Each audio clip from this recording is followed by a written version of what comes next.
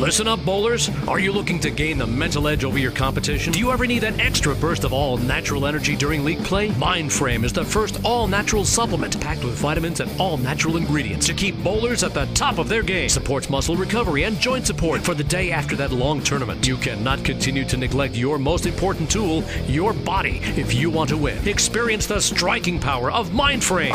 Visit s3direct.com. That's s3direct.com.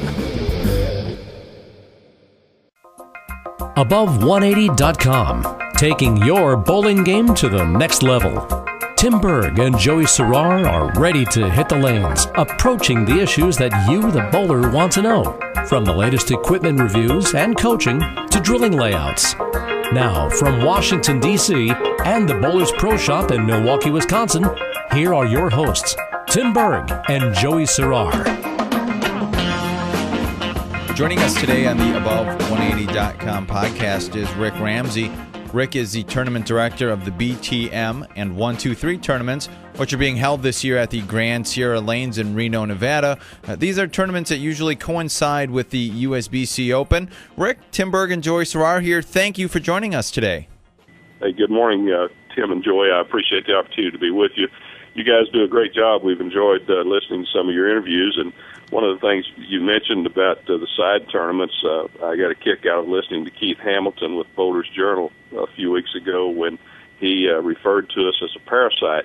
That's the first time I've been called a bug, and I really liked it because we do provide a service. We're not the main event. We never have tried to be, but we appreciate the opportunity to work with the bowlers and offer them a chance to participate in another tournament, since they fly all the way across the country and then bowl 9 games. So with the side tournaments, well, it gives them a chance to participate and to bowl rather than spend their money in some of the casinos. Yeah, and the casinos are sure to get most of the money, but, Rick, I've always felt that the warm-up tournaments that you provide in the Bowlers Journal are just good for the bowlers to kind of get their footing and their feel for their game in a new territory, let's say. Well, that's what when we started the BTM tournament a few years ago, of course, it's been on a flat oil condition until this year, and we changed it to the Kegel Turnpike.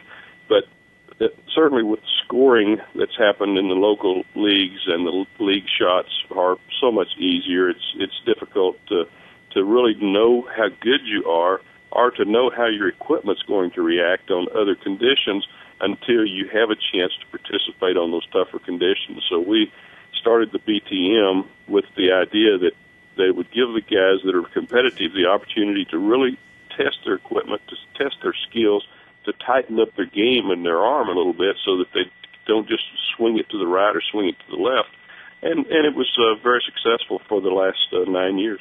So, Rick, let's talk about the decision to go from the 40-foot flat pattern to the Kegel Turnpike. Just talk about your decision and how you came about making that decision, and then where you envision this going in future years, if this is something you're going to continue with other Kegel patterns.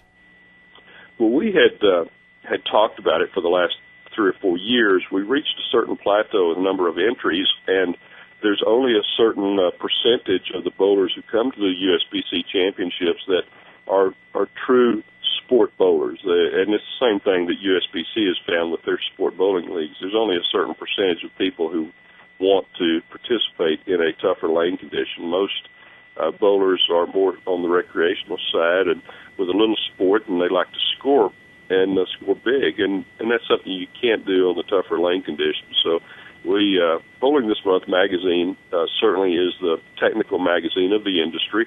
It's for those people who want to gain more knowledge about both the physical, the mental, and the technical side of bowling. And so we went with the flat condition for several years, and then we made the decision to do something a little more defined so that the bowlers that have access to different lane conditions at home would at least have an idea that we have something that's a structured lane condition rather than just the flat oil gutter together, similar to what the U.S. Open tournament has been bowled on for the last several years. So, Rick, could you explain the 1-2-3 concept? Because I have not bowled it. I bowled the BTM tournament, but not the 1-2-3. And can you also touch base on the lane surface that both tournaments are held on? Is it similar to what's at the stadium? Well, the 1, 2, 3, we were trying to come up with a name, and Jim King said, well, let's just call it the 1, 2, 3. 1 is singles, 2 is doubles, and 3 is trio. So that's how we came up with the name. And the lane surface, there's no two lane surfaces that are the same. The Grand Sierra Bowling Center has been a great bowling venue for many, many years, and as some of the guys experience when they go across 4 pair of lanes at the Grand Sierra, the panels, particularly the head panels, have been replaced at various times, so you get some real inconsistency on the friction there. But for the most part, it still allows you to play in the same area. I think the one thing that we've noticed down at the stadium, you possibly get a little more hook on the back end than you do at the 1, 2, 3 because of their back ends are a little bit cleaner than ours are, since we have to clean off the house shot and in various other conditions and so forth. But it's very similar. When bowlers ask me how close it is, I just tell them to ask other bowlers. Certainly running the tournament, I'd like to say, well, it's just exactly the same thing, but you can't duplicate it. Any surface from any bowling center around the country is going to be a little bit different. Even if it's the same brand and installed at the same time, there's going to be some variation. You just can't totally duplicate. Very similar to what we had with wood lanes back down the road. Every wood lane had its own characteristics, and while the synthetics are not what we used to bowl on, they still have some characteristics, and not all of them are going to play the same. Rick, one thing I'm seeing from scores coming from the Open, a lot of handed players are having some pretty good tournaments. Are you seeing similar things at both tournaments you run, where the big-handed power player is just dominating once the pattern opens up, or is it irrelevant of rev rate and more just the better shot maker is continually cashing in your tournament? Well, I think this year, and we try to build both of our events on the shot making ability, but this year it appears that the big rev rate bowler, the guy that really hooks it, he doesn't have that advantage that he might have had the last couple of years at the USBC, and the stroker type player has a real good shot down there because the lanes they open up a little bit, and if you can you can repeat shots. You don't have to be the power player this year like maybe in some other cases you've had to be a power player or the game favored the power player. The guys that are accurate, the rev rate doesn't have to be as strong as what it has been, and sometimes to score real well. Well, Rick Ramsey, again, thank you for taking some time to join us. Best of luck. And one of the things that we're going to start doing on the above180.com podcast on the website is we're going to be doing with Rick a once a week. And I think, Rick, we decided on Mondays we're going to do this. We'll have you come on and just do a little update of the standings of doubles, singles, and everything, just to keep bowlers in the loop, so to speak. And so they're possibly can listen to it on the go, and they don't always have to worry about going to the website to find out more info. So stay tuned for that. Absolutely, we'll be looking forward to that. We had a couple of changes the last couple of days. We've with Wriggles on Facebook. Some of us are saying there'll be a 3,500 shot at the stadium this year, and it's a lot of fun. Jeff does a great job covering what's happening out here and around the country for bowling. And we did have a couple of new leaders yesterday. One in the singles, and he bowled extremely well at the USBC yesterday afternoon, too. And I'll just save that till Monday, and let's see how he finishes up over there. Excellent, Rick. Thank you, and best of luck with both tournaments that you're running. And we'll be talking to you again Monday with that update, so stay tuned for that. Joey, the other thing I guess I would impress upon bowlers who are listening is if you get a chance to practice on the pattern, like Rick said, like we've both said, we've tried to say this as many times as we can, it may not play the exact same, but it will give you an idea. Also try to go in there at different times and look at who's bowling. So you bowl on that USBC pattern, like you said, after a little bit of carry down, after maybe 10 or 15 or 20 games. So you see what it's going to be like, possibly your second or third game of team, as opposed to always going in there when the center opens at 9 a.m. and bowling on it, what it's going to be like for fresh. Right, and the reason I think you shouldn't neglect worrying about what to do during transition, a good friend of mine shot 690 in team, and typically team event eats him alive. And then the following day he shoots 2 mid-500s because he wasn't really ready for what was going to, he was going to see during transition phases.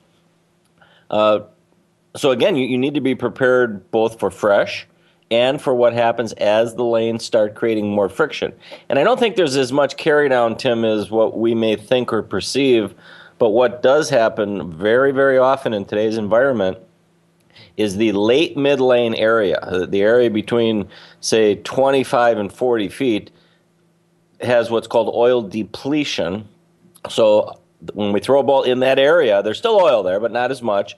The ball tends to read that area a little bit, thus taking away from some back-end reaction or back-end energy, and our perception is it's carry down. Whereas the reality, it is not carry down. And generally the best solution to combat that environment is either balling down, going to a weaker ball or a longer pin distance, staying in the same area so you see more length and more back-end energy, or making moves deeper inside the pattern so you see some fresh oil between 25 and 40 feet. The controversy always arises, though, well, what should I use on the fresh or transition, a pin down or pin up? And Tim, I'll tell you, you bring both and you throw them both and you see what kind of motion they give you, but generally pin downs tend to be a little smoother and more gradual and more arcing off the pattern. So if you're playing pretty direct up the boards, pin downs typically give you a good look. As you move in the pattern and you start throwing the ball away from the pocket some, pin ups tend to respond quicker to friction. They don't go longer. Everyone thinks they do, but they just respond quicker to friction, so they give you a little bit more angular motion off the break point.